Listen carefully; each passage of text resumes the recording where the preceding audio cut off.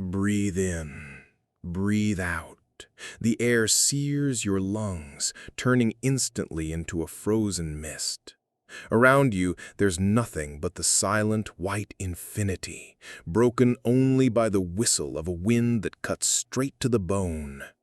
There's no sun for months on end, just long, unbearable nights filled with a darkness and a cold that never, ever lets up.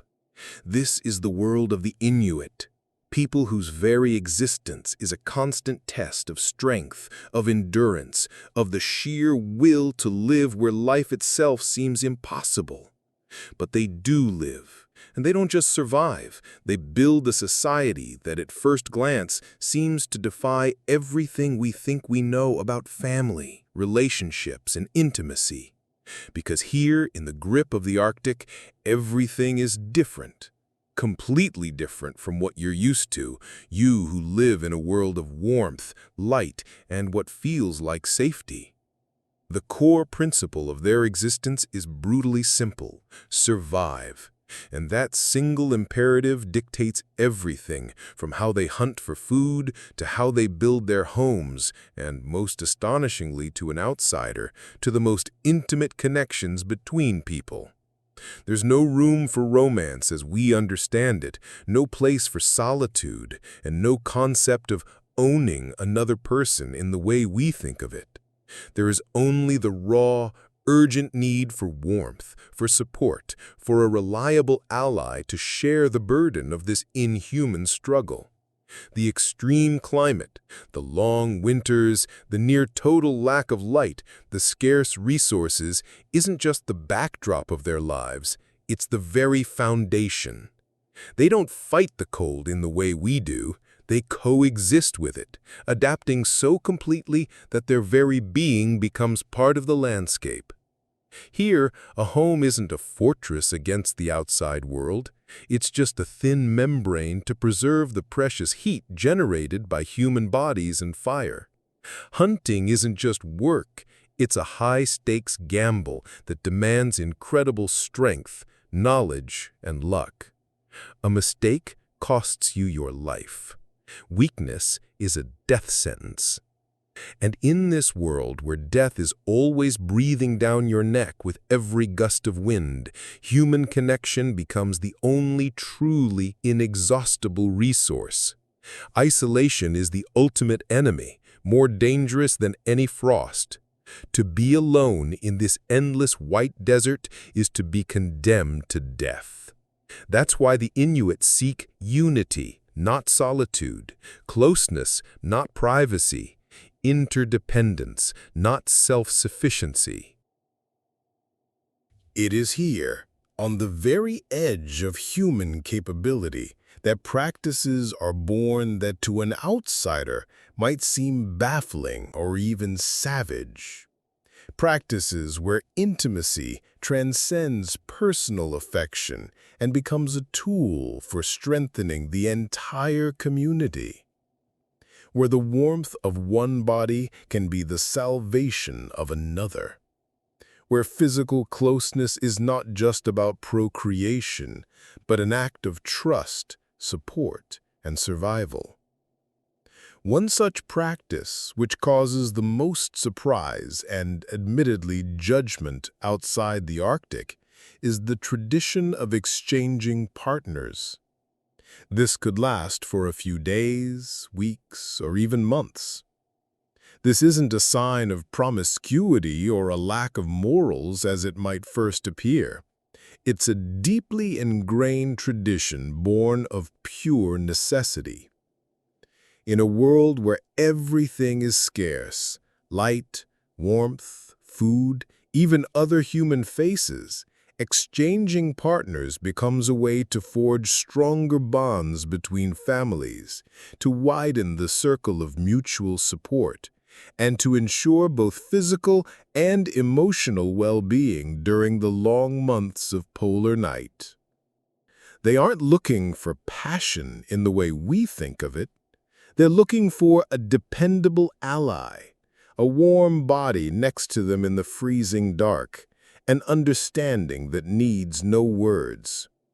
This is not because they're without feelings, but because their feelings are born from this harsh reality, from the constant battle for each new day. The gratitude for a shared burden, the trust in someone willing to share their warmth, the unity in the face of a merciless wilderness, this is the true foundation of their intimacy. This is not a chaotic act, but often a deliberate decision requiring the consent of all parties and the approval of the community. It's a ritual that strengthens not just the bonds between individuals, but between entire families. It creates a complex web of interdependence where each family is tied to several others through this exchange, forming a single, unified whole capable of withstanding any challenge. So, in the Inuit world where ice and darkness reign, the most personal relationships become a public matter, a tool for survival and social harmony. This is not because they don't know true love, but because their love is a love for life itself, for their community, for the few others who share this brutal path with them. And this love is expressed in the way the environment demands, directly, vitally, and to us, in a way that is utterly astonishing. While in your world, intimacy is often a private affair, here it becomes a matter of public importance and a survival strategy. The tradition of exchanging partners is not a random custom, but a mechanism of adaptation, honed over centuries to work in the most unimaginable conditions.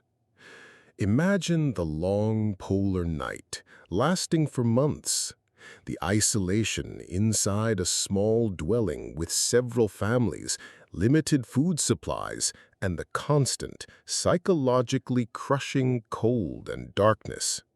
In these conditions, maintaining physical and mental well-being is critical. The physical warmth from another body is not just comfort, it's a way to conserve vital energy and ward off the biting cold. The emotional support, the feeling that you are not alone, and the variety in human interaction within a confined space are a defense against gloom and despair. In this context, jealousy, as we understand it, is virtually non-existent, or at least lacks its destructive power. Jealousy is a feeling of ownership, and in the Inuit world, a person is not another's property. A person is part of the community, a resource and a pillar of support for the entire group. Individual feelings are secondary to the needs of collective survival. When your life and the lives of your loved ones depend on strong ties with other families, putting personal feelings above the community's well-being is a death sentence. The trust between families, the mutual respect for this ancient custom, that is what holds true value.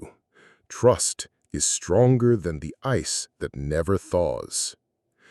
Inuit life is centered in their winter dwellings, the snow igloo or the karmak, a semi-underground shelter made of stone, earth, and bone. These structures are remarkable in their simplicity and function. Inside, it's cramped and, during the polar night, dark. But it's relatively warm thanks to the crush of human bodies and the use of seal oil lamps. There are no separate rooms, no doors as we know them. All of life happens in plain sight of everyone else. This physical lack of privacy mirrors the social lack of private ownership over relationships. Everyone shares a single space, a single source of warmth, a single fate. This place is not just a house, it is the center of their universe during the polar night, a place where bonds are forged out of sheer necessity. The examples of mutual aid born from these unions are endless. Hunters from two linked families would always hunt together, sharing their catch equally. If a woman in one family fell ill, a woman from a partner family would take over her duties. The custom created a complex but incredibly effective social safety net, where there was no room for loneliness or helplessness in the face of the elements. Of course, the modern world is gradually making its way into the Arctic. With the arrival of missionaries, the construction of permanent settlements, the introduction of Western-style education, and a changing way of life, many ancient traditions, including partner swapping, are either disappearing or being transformed.